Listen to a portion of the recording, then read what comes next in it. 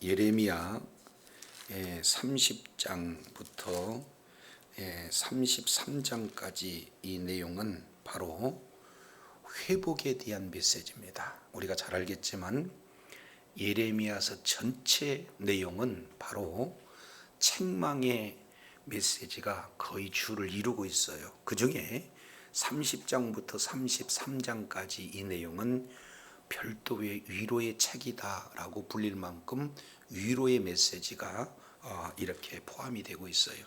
그런데 오늘 예레미야 32장 1절부터 15절까지 이 내용을 통해서 보면 지금 이스라엘의 큰 국가적인 위기가 찾아왔습니다. 그리고 그 위기 속에서 예레미야는 감옥소에 지금 갇혀 있는 그런 상태인데 사촌이 찾아와서 땅을 사라 이렇게 얘기하는 이 내용이 과연 위로의 내용인가? 이 부분들을 우리가 살펴보면서 오늘 예레미야 32장 1절부터 15절까지 내용을 통해서 다시 사게 되리라는 제목으로 우리가 은혜를 나누고자 합니다. 이제 전반적인 그 시기가 주어지는 내용은 32장 1절에 기록되고 있죠. 유다의 시드기 왕 몇째 해 그랬습니까? 열째 해. 이 열째 해라는 것은 시드기 왕 11째 해, 그러니까 11년에 이제 예루살렘이 멸망하게 됩니다. 그러면 지금 열째 해가 되니까 멸망전 바로 직전 1년 전에 이 메시지가 주어져요. 그러면은 나라적인 그런 환경으로 얼마나 어려움이 있겠는가 우리가 짐작을 해볼 수가 있습니다. 자, 그럴 때 우리 주님께서 국가적인 참 어렵고 힘든 그런 상황에 우리 하나님께서 사랑하시되 어떻게 사랑하시는가? 1절 내용을 보니까 여호와의 말씀이 예레미야에게 뭐 했다 그랬습니까? 임함이라. 그러니까 하나님께서는 국가적인 그런 위험 속에서 말씀을 주신다. 이 내용만큼 더 큰 위로가 없어요.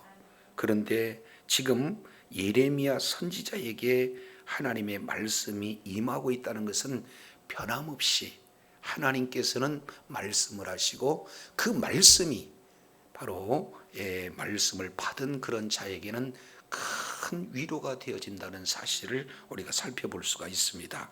자, 그런데 말씀이 임하는 때는 1절이라면 그 상황 설명하는 것은 2절에 크게 두 가지 내용으로 상황이 묘사가 되고 있습니다. 자, 2절 보면 그때 바로 직전, 침략 바로 그 직전 그때의 1번입니다. 바벨론 군대는 예루살렘을 뭐 하고 있어요? 에워싸고 있어요. 지금 여기서 에워싸고 있다 하는 내용은 이미 전 지역은 다 바벨론에 의해서 정복되고 있고 지금 예루살렘 성은 그야말로 난공불락의 요새지입니다. 그렇기 때문에 최후에 지금 뭐만 남아 있느냐면 예루살렘만 남아 있어요. 그래서 그 온 군대가 예루살렘을 둘러싸고 있기 때문에 나라의 큰 위기죠. 풍전등화 같은 그런 상황 속에 놓여져 있는 그런 상황입니다. 그런데 설상가상으로 두 번째 선지자 예레미야는 유다의 왕의 궁중에 있는 시대들에 뭐 했다? 갇혀 있다. 이렇게 얘기해요.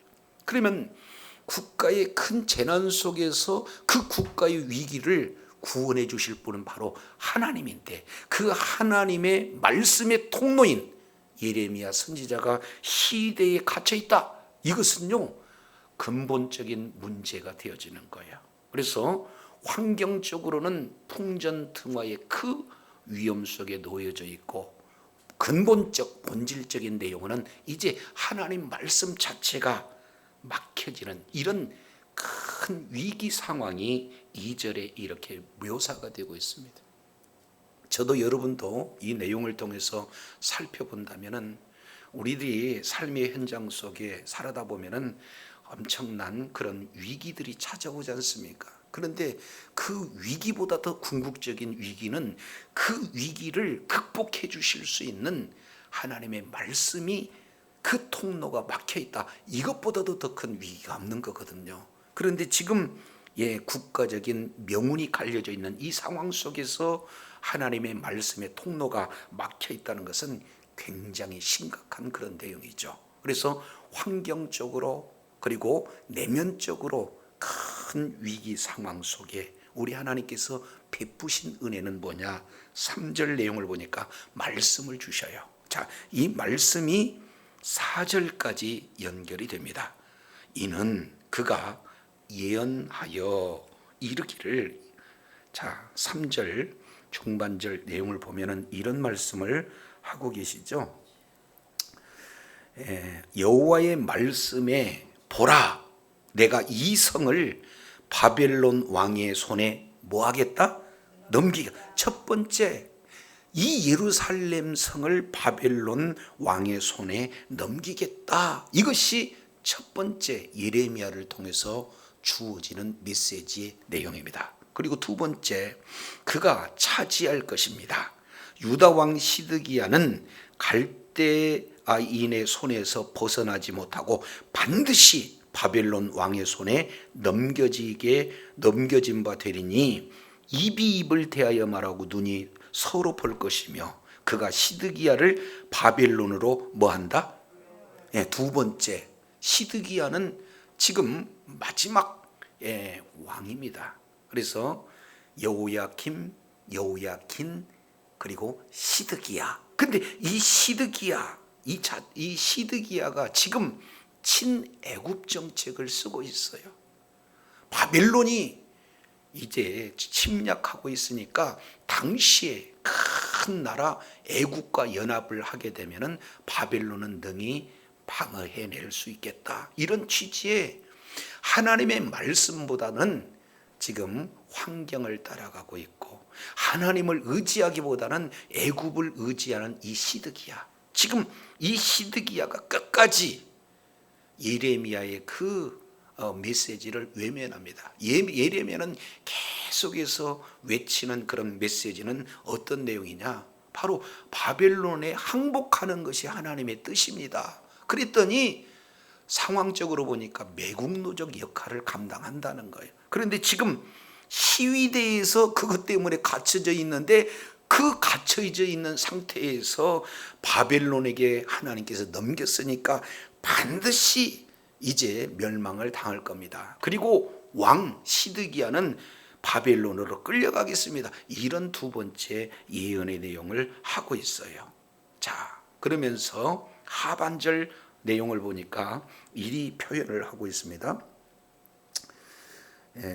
하반절 내용을 보니까 뭐라고 표현하냐면 시드기야는 내가 돌볼 때까지 뭐 하리라?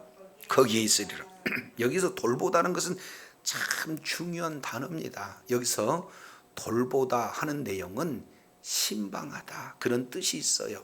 그러니까 하나님의 은혜가 충만히 임하는 단어로 교체할 수 있는 이런 단어입니다. 근데 시드기야는 우리가 잘 알겠지만 시드기야는 바벨론 포로로 끌려갈 때 그냥 끌려갔습니까? 목전에서 눈을 뽑혀서 끌려갑니까?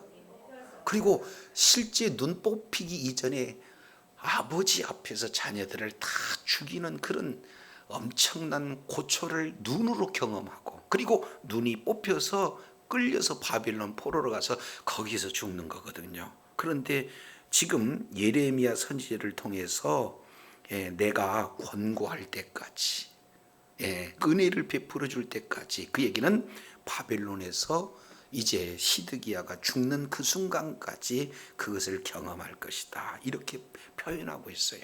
그 뒤에 보면은 너희가 갈대인과 싸울지라도 뭐 하지 못하리라? 승리하지 못하리라. 그래서 크게 세 가지, 바벨론 왕의 손에 넘겨졌다. 그리고 시드기 왕은 바벨론으로 끌려갈 것이다. 그리고 세 번째, 싸워도 이기지 못한다. 이러는 내용을 지금 말씀을 하고 있어요. 이게 시대적인 상황 보면은 마지막 남유다의 세 왕이 있죠. 여호야김, 여호야긴, 시드기야. 그래서 여호야김은 3차 침공 때에 전사합니다. 바벨론 거에 의해서 전사예요. 그리고 이어서 세운 왕이 누구냐면 여호야긴이에요. 그래서 이 여호야긴이라는 자는 이미 바벨론으로 끌려갔어요. 그리고 끌고 가면서 바벨론 왕이 세운 유다, 지금 남유다 왕은 누구냐면 시드기야예요. 그러면 바벨론에서 세운 시드기야는 친바벨론 정책을 써야 맞는 겁니까? 아니면 아예 바벨론에 반기를 낸 친애굽 정책을 써야 맞는 거예요? 그러니까 바벨론 입장에서는 시드기야가 너무 괘씸한 거죠. 그래서 이제 2년을 애웠습니다. 그랬을 때 예레미야 선지자를 통해서 왕이시여 항복하세요. 이것이 하나님의 뜻입니다. 이렇게 얘기하는데 결국은 그 말을 듣지 못해요. 그러면은 예루살렘 성이 아주 난공불락의 성이기 때문에 대군이 온다 할지라도 함부로 예루살렘 성을 정복할 길이 없어요. 그러니까 바벨론군이 하고 있는 내용은 뭐냐면은 토성을 쌓습니다. 절벽에 먼 데서부터 토성을 쌓아가지고 평지로 만드는 그런 역할이에요. 그러니까 이 바벨론 왕이 너 잡으면 내가 가만히 두겠다 안 두겠다. 그러니까 잡자마자 마침내 도망가서 잡아오는 그런 시드기야 왕을 현장에서 대신들 다 죽이고 자녀들 다 죽이고 이제 눈까지 뽑아봐서 사슬로 묶어서 바벨론으로 이렇게 하는 것은 그만큼 바벨론 왕이 시드기야 그 왕에 대해서 엄청나게 지금 감정이 상해 있는 그런 표현들이거든요. 그래서 지금 이 사실을 하나님을 통해서 알았던 예레미야는 빨리 하나님께 끌려가는 것이 하나님의 말씀이 바벨론으로 끌려가는 것이 하나님의 뜻입니다. 이유는 이 전체 남유다 백성들이 다 범죄했잖아요. 그래서 지금 예레미야서 5장 1절 이하 내용을 통해서 보면은 예레미야야 너는 예루살렘 거리를 이렇게 달리면서 공의를 행하며 진리 가운데 바로 서는 사람 한 사람만 찾으면 내가 용서하겠다. 그런데 결국 예레미야가 그 한 사람을 찾던가요? 못 찾던가요? 못 찾습니다. 그만큼 이스라엘 백성들은 하나님의 말씀에 멀어졌고 말씀을 어기는 대적하는 그런 죄악 가운데 있기 때문에 하나님의 뜻은 사랑하는 당신의 백성이다 할지라도 그 죄에 따른 징계가 필요해서 바벨론 70년 동안 한시적으로 가서 하나님을 전적으로 이제 찾고 그리고 말씀을 통해서 정화하는 전적인 하나님 신앙이 회복되는 것이 바로 하나님의 뜻이라는 거죠. 그런데도 불구하고 우리에게는 성전이 있습니다. 우리에게는 하나님이 있습니다. 그런데 어떻게 망할 수 있겠습니까? 이렇게 해서 끝까지 예레미야 선지자를 이제 시대들에 갖추는 그런 어떤 상황. 그러면 예레미야는 시대들에 갇혀 있는 그런 상황 속에서 그 살기 위해서라면은 왕에 흡족한 그런 예언을 할 수도 있잖아요. 그런데도 타협하지 않고 세 가지 바로 바벨론 왕의 손에 넘겼습니다. 그리고 시드기야 왕은 포로로 잡혀갈 것입니다. 싸워도 안 됩니다. 이 내용은 목숨을 건 고백이다 그 말이에요. 우리가 어떤 상황 속에 놓여 있다 할지라도 하나님의 말씀을 받았으면 받은 그 내용을 바로 증거하는 자리에 있을 때 바로 참 신앙인의 모습이 되어진 줄로 믿습니다. 이게 쉬운 일은 아니잖아요. 어렵고 힘든데 목숨이 경각이 닳고 있는 이제 달려져 있는 상황인데 하나님의 진리의 말씀을 바로 증거한다는 것은 쉬운 일은 아니에요. 그럼에도 불구하고 어떤 상황 속에서 현실과 타협하지 않고 진리의 말씀에 순종하는 것이 신앙인이 걸어가야 할 길인 줄로 믿습니다. 그런데 문제는 진리를 진리대로 증거하게 되면 세상은 이걸 받아주던가요? 받아주지 않습니다. 진리를 바로 전하면 어떻게 되는 거예요? 다 세상에서의 핍박이 와요. 그게 5절 상황이 이렇게 나타납니다. 5절 하반절 보면은 이렇게 표현을 해요. 자, 유다 왕 시드기야가 이르되 내가 어찌하여 이같이 예언하였느냐 하고 그를 뭐 했어요? 가두었어요. 아니, 하나님의 말씀 그대로 가감없이 전했는데도 불구하고 하나님의 말씀을 바로 전했다고 해서 그 말씀에 대한 반응은 뭘로 나타나느냐? 그를 가두는 쪽으로 나타납니다. 이 내용은 사도행전 7장 내용을 통해서 우리가 살펴보듯이 하나님의 말씀을 스데반 집사님이 바로 전하잖아요. 그랬더니 어떻게 돼요? 모든 무리가 돌 들어서 죽이는 일이 나타나요.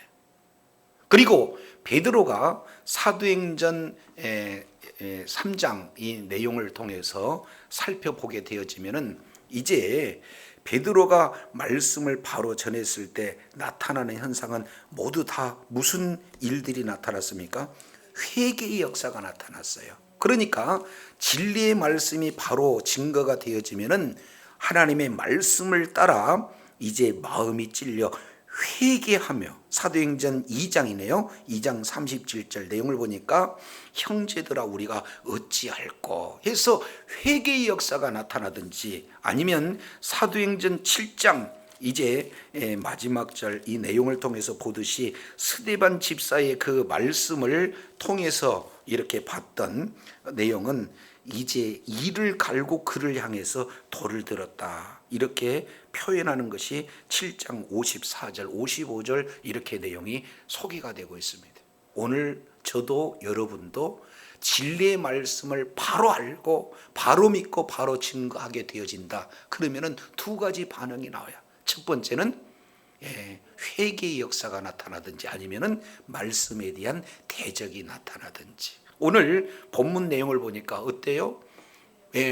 반응이 두 가지예요. 예레미야는 하나님의 말씀이 임하니까 목숨이 경각에 있다 할지라도 말씀 그대로 전하는 그런 일들이 있는가 반면 시드기야는 그 말씀을 자기 생각에 맞지 않다고 해서 자기 유익이 되지 않다고 해서 가두는 그런 역사가 나타나요. 우리가 삶의 현장 속에서 예수 믿으세요. 예수님만이 진리입니다. 예수 믿지 않으면 지옥이에요. 이렇게 진행하면 두 가지죠. 제가 나중에 또 못 나가더라도 나중에 나가겠습니다 하는 사람이 있는가 반면 위아래로 눈을 치켜뜨고 뭐라고 한마디라고 이렇게 하는 모습들이 진행이 되지 않습니까? 그래서 지금 예레미야 시대나 지금이나 동일하게 하나님의 말씀의 두 가지의 반응이 여전히 우리들에게 나타난다. 이 내용을 우리가 살펴볼 수가 있어요. 자, 그랬는데 이런 상황 속에서 다시 한번 하나님께서 말씀하시는 내용이 6절에 기록되고 있습니다. 예레미야가 이르되 여호와의 말씀이 내게 임하였느니라 이르시기를 7절 이런 표현을 해요. 보라 내 숙부 살룸의 아들 하마넬이 와서 그러면 숙부의 아들은 어떻게 됩니까? 사촌이죠. 사촌 지간에 사촌이 와서 이렇게 얘기해요. 너는 아나돗에 있는 내 밭을 사라. 그러면 여기서 아나돗은 우리가 잘 알겠지만 예레미야의 고향이에요. 그래서 예레미야야 고향 땅의 밭을 사라. 이유는 이 기업을 물을 권리가 내게 있느니라 하더니 이렇게 표현하고 있습니다. 우리가 잘 알고 있지만 기업 물을 권리 이 내용은 고엘 제도에서 나왔습니다. 이 고엘 제도는 룻기서에서 잘 이렇게 기록되어 있던 것처럼 그 근거는 레위기서 25장 25절 이하 내용을 보면은 친척이 이제 돈이 없어서 땅을 팔게 된다. 그러면은 그 땅을 대신 그 사람이 입으로 사주는 제도예요. 왜 그러냐면 이 땅은 하나님의 소유지 사람의 소유가 될 수가 없습니다. 그래서 하나님께서 법적으로 아예 이것을 제도화하는 내용이에요. 그러니까 문맥 내용으로 보면은 지금 사촌이라는 이 자가 뭔가 큰 생활 가운데 어려움이 있어서 땅을 팔아야 되는데 그걸 지금 누구에게 요청하고 있는 겁니까?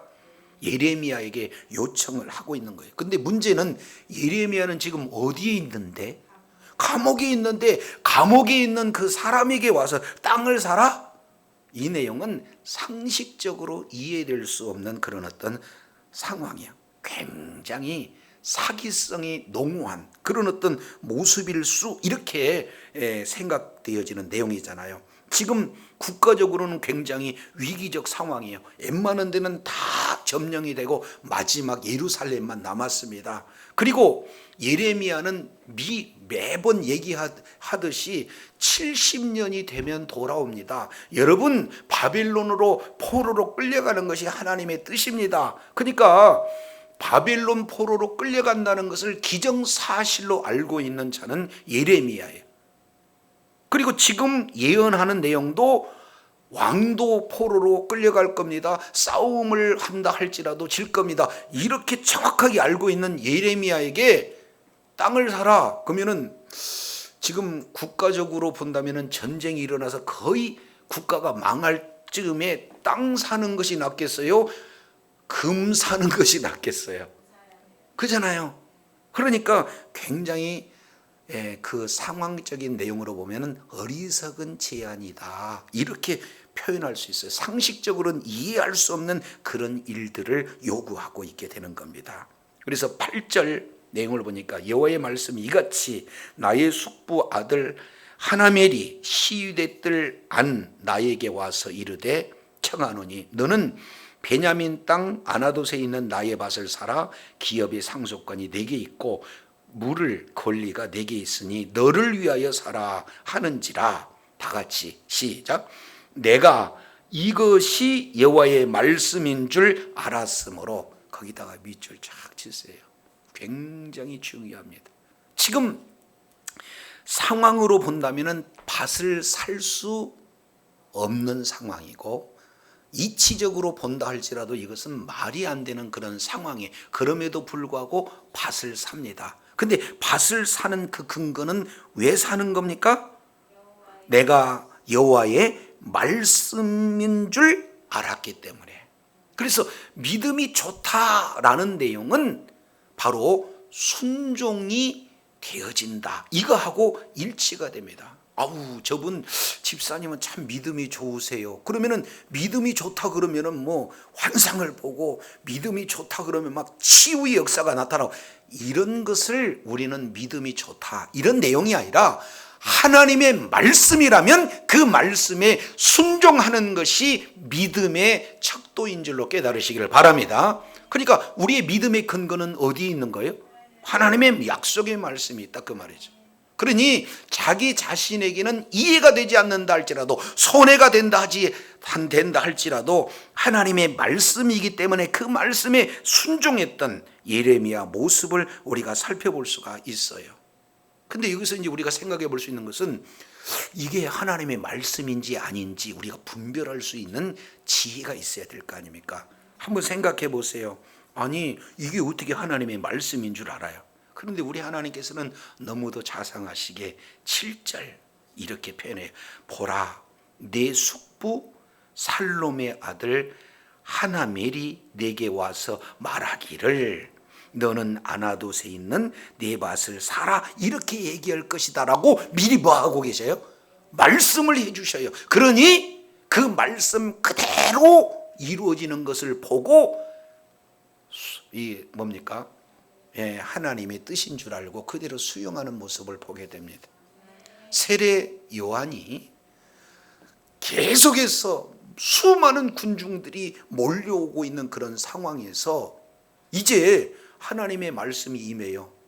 너희에게 세례 받는 자 중에 머리에 비둘기가 이렇게 임하는 그런 어떤 자를 보게 될 것이다. 그런 그 자가 바로 메시아인 줄 알아라. 하나님의 말씀을 먼저 가르쳐 주니까 이제 예수님이 세례 요한 앞에 세례를 받을 때 성령이 임하는 것을 보고 그 메시아인 줄 알았던 그런 내용처럼 이미 하나님의 약속의 말씀이 주어졌기 때문에 그 말씀이 근거가 돼서 믿음에 따른 순종이 이루어지는 줄로 믿습니다. 사도행전 10장 이 내용을 통해서도 보면은 고넬료와 베드로 사건을 통해서도 우리가 살펴볼 수가 있어요. 똑같이 환상을 봅니다. 고넬료에게 하나님께서 환상을 보내서 그 비자를 통해서 사람을 불러서 이제 베드로를 모셔오는 그때에 때마침 베드로에게 하나님께서 뭐를 내려주세요? 환상으로 보여주세요. 그래서 가까마까 망설이고 있는 그런 상황 속에서 가라, 하나님의 음성을 듣고 가는 내용이 있는 것을 우리가 살펴볼 수가 있습니다. 저도 여러분도 꽂다, 봤다, 들었다, 이 내용은 주관적인 부분이에요. 기록된 하나님의 말씀을 통해서 오늘도 저와 여러분에게 살아계신 하나님께서 말씀하신 줄로 믿습니다. 그래서 하나님의 말씀에 근거해서 우리가 순종하는 것이 바로 바른 믿음의 그런 어떤 모습이다. 이 내용을 우리가 살펴볼 수가 있어요. 그러니 하나님의 이 뜻이 무엇일까? 하나님의 말씀이라면 전혀 이해가 되지 않는 그런 어떤 상황일지라도 내가 이렇게 사겠다. 그런 어떤 부분들을 결정이 내립니다. 그래서 32장 9절에 이런 말씀을 하세요. 내 숙부의 아들 하나멜의 아나도세에 있는 밭을 사는데 은 몇 세겔을 달아줍니까? 17세겔. 1세겔은 학자들이 계산한 것을 보니까 1세겔은 4일 품삯입니다. 4일. 요즘에는 1일 품삯이 어느 정도나 되나요? 20만 원. 그러면 10만 원이래. 그러면 쉽게 40만 원. 1세겔이. 그러면 17세겔이면은 68일치 품삯이. 그러면은 뭡니까? 얼마예요? 68이면은 680만 원 정도 되겠네요. 10만 원 잡고. 그러니까 적은 돈도 아니고 많은 돈도 아니지만 무시할 수 없는 돈이에요. 근데 지금 학자들이 이걸 나이 계산을 쫙 해보니까 예레미야가 이때 정도면은 59세 정도 됐대. 그러면은 59세인 예레미야 선지자에게 거의 약 700만 원 정도에 가까운 그런 비용을 지불해라. 근데 본인이 예언하기를 바빌론으로 끌려가면은 몇 년 동안 거기 있는 거예요? 그러니까 자기 당대에는 자기가 사놓은 밭을 경작할 수 있는 겁니까? 없는 겁니까? 자기 소유가 안 되는 거예요. 그렇지 않습니까? 그럼에도 불구하고 하나님의 말씀이 확실하니까 그 말씀에 순종해서 거금을 투자하는 그런 모습을 보게 됩니다. 그런데 사는 것보다 더 중요한 것은 10절 내용을 보니까 그냥 사는 것이 아니에요. 사촌지간에도 정확한 그런 거래를 진행하는데, 자 10절 보니까 증서를 써서 봉인하고 또 증인을 세우고 은을 저울에 달아주고 정확한 거래를 진행을 하고 있습니다. 여기서 중요한 내용은요, 은을 저울에 달아주었다. 그러면 값이 지불된 겁니다. 우리 주님께서 이제 예수님의 피의 값을 지불하고 저와 여러분의 생명을 이렇게 사신 줄로 믿습니다. 이것을 뭐라고 표현하면 대속이다. 값을 지불했어요. 그러니까 저와 여러분의 생명은 예수님의 값이에요. 그래서 예수님은 저와 여러분의 생명을 천하보다도 귀하다, 우리 주님이 말씀하고 있다는 줄을 깨달으시기 바랍니다.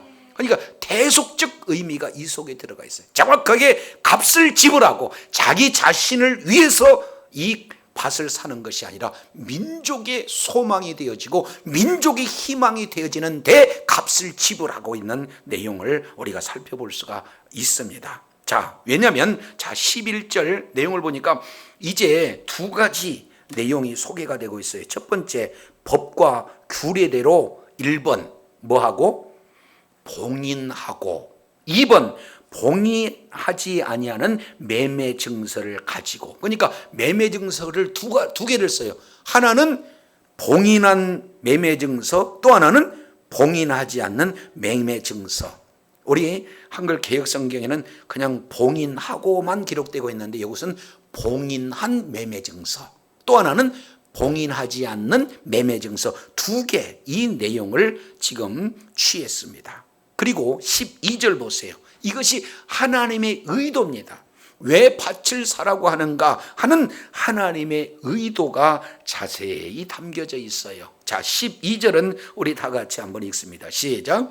나의 숙부의 아들 하나멜과 매매 증서의 인친 증인 앞과 시대들에 앉아있는 유대 모든 사람들 앞에서 그 매매 증서를 마세야의 손자 네리야의 아들 바룩에게 붙이며, 이렇게 얘기하고 있어요. 그러니까 여기 보니까 하나멜, 그리고 증인들 앞, 그리고 모든 사람들 앞에 매매 증서를 쓰고 있어요. 그러면 하나님의 말씀을 직접 듣지 않는 이 많은 사람들은 예레미야가 1번 똑똑하다, 잘 선택했다, 2번 참 어리석은 매매를 하는구나. 어떤 게 더 맞을까요?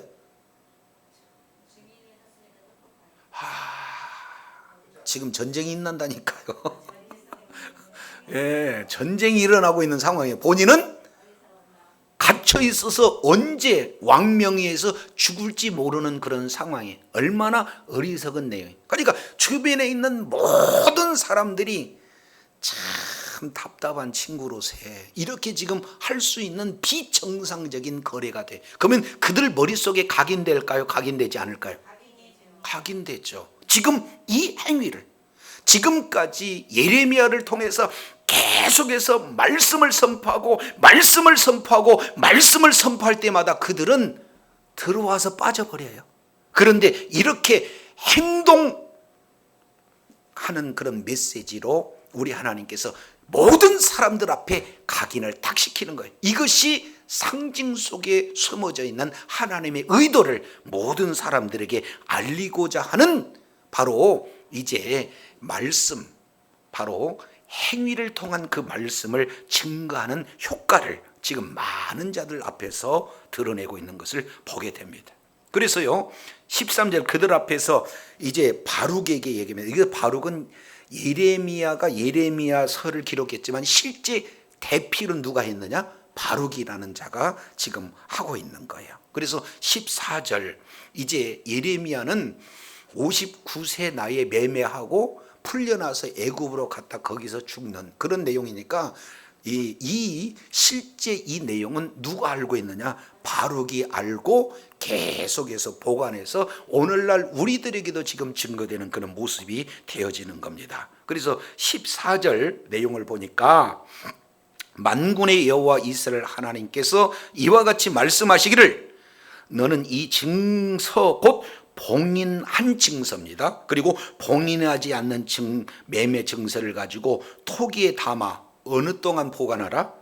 오랫동안. 우리는 이 예레미야 29장 이하 내용을 통해서 우리가 살펴보면은 이게 70년이구나 라는 사실을 알 수가 있습니다. 예레미야를 통해서 70년간 바벨론 포로로 끌려가기 때문에 오랫동안 이걸 봉인하라는 거예요.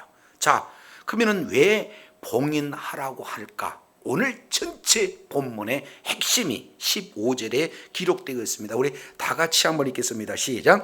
만군의 여호와 이스라엘 하나님께서 이와 같이 말씀하시니라, 사람이 이 땅에서 집과 밭과 포도원을 다시 사게 되리라 하셨다 하니라. 할렐루야. 왜 사라고 했느냐? 집, 밭, 포도원을 다시 살게 된다는 거예요.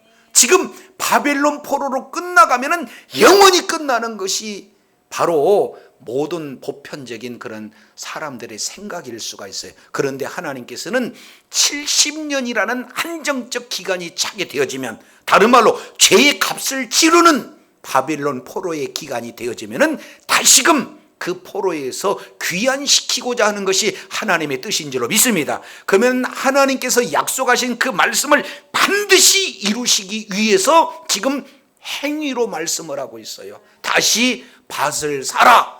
그러면은 밭을 사는 그런 행위는 결국에는 어리석은 일인 것처럼 보이지만 하나님의 약속은 반드시 이루셔서 이스라엘 백성들이 포로로 끌려가긴 하지만 70년이 차게 되냐면 다시 회복시켜 주시고자 하는 하나님의 뜻이 이 속에 담겨져 있는 줄로 믿습니다. 우리 하나님께서는 사랑하시되 이런 방법으로 사랑하세요. 죄를 졌는데도 거저 두는 것이 아니라 그 죄를 깨닫고 다시 정결한 하나님의 자녀로서 하나님과의 깊은 관계가 유지되도록 온전한 치유, 온전한 회복을 원하시는 분이 바로 주님인 줄로 믿습니다. 우리 속담도 있잖아요. 아이가 그렇게 사랑스럽고 예쁜 아이인데 이제 남의 것을 훔쳐오면은 제대로 된 부모님 같은 경우에는 그래 잘했다 이렇게 얘기할까요? 그러면 안 된다. 아주 그냥 회초리를 들어서도 다음부터 이러면 안 된다라고 혼내줘야 되는 것이 제대로 된 부모입니까? 그럼 말할 필요가 없잖아요. 지금 이스라엘 백성들이 하나님과의 사실은 혼인 서약이 맺어진 겁니다. 하나님이 신랑이 되어지고 이스라엘 백성들은 신부예요. 그런데 하나님을 버리고 아세라 목상 그리고 바알 그런 신상에 숭배하고 그래서 수많은 선지자를 통해서 돌아오라고 했음에도 불구하고 끝까지 거부하는 그런 이스라엘 백성들, 이제 우리 하나님께서 그보다도 더한 우상을 숭배하는 나라에 가가지고 정말로 정결한 모습으로 다시 돌이킬 수 있는 그런 기회가, 사실은 바벨론 포로로 끌려가는 것은 큰 징계요 슬픔인 것 같으나 먼 장기적인 안목으로 보면은 새롭게 이렇게 태어나는 이스라엘 백성들에게 주어진 하나님의 참사랑의 또 다른 표현이다라는 것을 우리가 살펴볼 수가 있어요. 그래서 주님 오시는 그날까지 지금 약속의 말씀은 반드시 이루어지되 예레미야에게 주어지는 이 내용은 진정한 회복, 이스라엘 백성들에게 진정한 바로 위로는 무엇이냐, 다른 데서 오는 것이 아니라 하나님의 말씀에서 오는 줄로 믿습니다. 이미 예수님이 십자가에서 죽으시면서 저와 여러분에게 모든 것을 다 이뤘어요. 우리들의 모든 죄를 담당하시고 우리가 받아야 할 형벌을 친히 주님께서 담당하시면서 십자가 이루신 이후에 우리에게 베풀어 주신 놀라운 은혜들을, 그 약속의 말씀들이 엄청나게 많이 있습니다. 그 약속의 말씀 한 말씀이 우리 심령 가운데 예레미야에게 주어지는 내용처럼 우리가 믿음으로 소유한다면 약속의 말씀이 우리들에게 큰 위로가 될 줄로 믿습니다. 이제 한 군데 보고 마치겠습니다. 히브리서 12장 내용을 보면 12장 6절 내용을 보면 사랑하는 자를 징계하신다. 그리고 8절 징계는 다 받는 것이거늘 너희에게 없으면 사생자여 참 아들이 아니다. 그러면 자녀가 육체의 아버지에게 징계를 받을 때 그 육체의 아버지가 징계를 한다 할지라도 공경하는 것이 마땅한 것처럼 하물며 영의 아버지께 더욱 복종하는 것은 너무 지극히 당연한 것이다. 그러면 10절 11절 이 내용을 통해서 징계의 목적 두 가지. 첫 번째, 너희는 잠깐 자기 뜻대로 우리를 징계하였거니와 오직 하나님은 우리의 유익을 위하여 그의 뭐에 참여하게 하시는 거예요?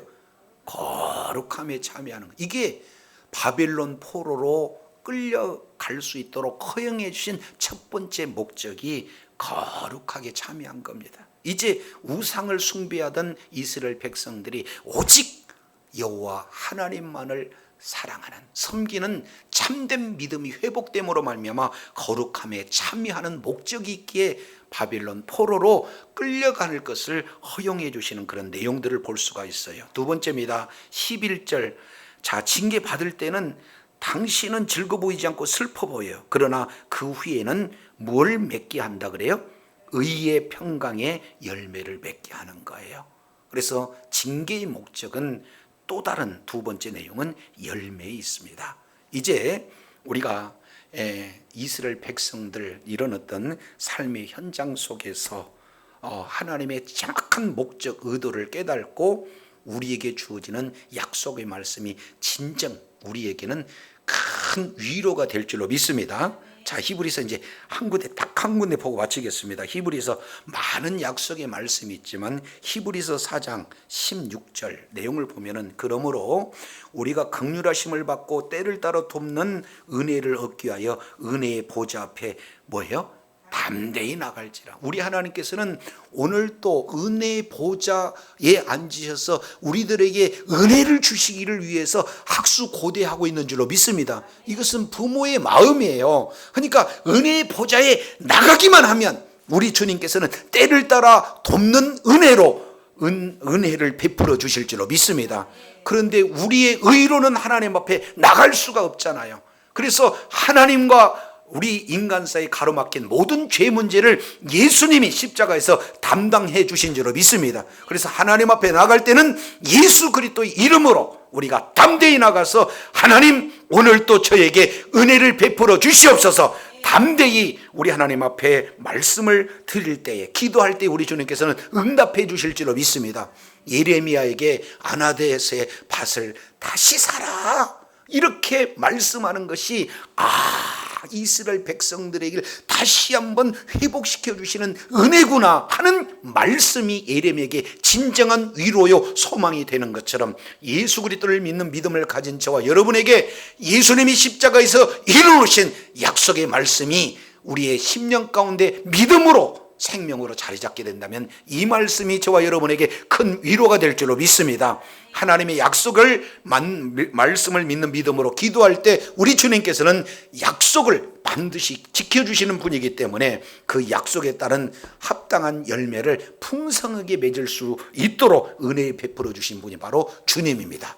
주님 오시는 그날까지 하나님의 약속의 말씀이 오늘 또 여전히 살아있기에 그 약속의 말씀이 우리에게 진정한 위로가 된다는 사실을 믿는 믿음으로 우리가 그 약속을 믿고 기도할 때 주님께서 응답해 주심으로 말미암아 늘 하나님 앞에 거룩함으로 주님 앞에 예수 그리스도 이름으로 나가서 관계가 회복된 자에게 베풀어 주시는 날마다의 그런 열매를 받아 누리는 지혜자요 능력자요 축복자들이 다 되시기를 예수 이름으로 축원합니다.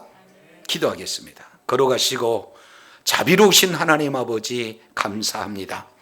오늘 예레미야 선지자를 통해서 아나도스의 땅을 사라 하는 내용은 인간적인 모습으로나 상식적인 내용으로는 도저히 받아들일 수 없는 어리석은 모습 같지만 수많은 사람들을 증인을 세우고 지금까지 메시지로만 전했더니 그들이 알아듣지 못했으나 아예 행위 언어를 통해서 그들의 심령 가운데 각인시켜주는 그 내용은 바로 이스라엘 백성들이 비록 말씀에 불순종해서 바빌론으로 끌려가지만 끌려가는 것이 끝나는 일이 아니라 다시 회복시켜 주시고자 하는 하나님의 위로가 진정 위로가 하나님의 말씀인 줄 다시 한번 일깨워 주시니 감사합니다. 이제 예수 그리스도를 믿는 믿음을 가진 우리들에게 하나님이 이제 허락하시는 약속의 말씀, 무수한 말씀이 있지만 그 중에 이제 하나님 은혜의 보좌 앞에 담대히 나갈 때 우리 하나님께서 때를 따라 돕는